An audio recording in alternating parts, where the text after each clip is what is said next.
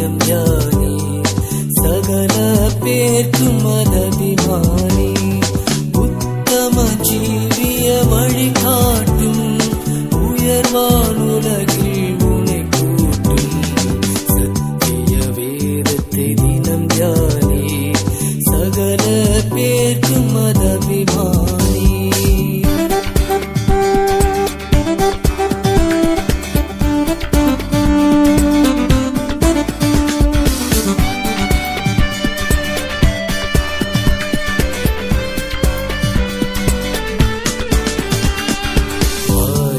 தமக்கு நதுவா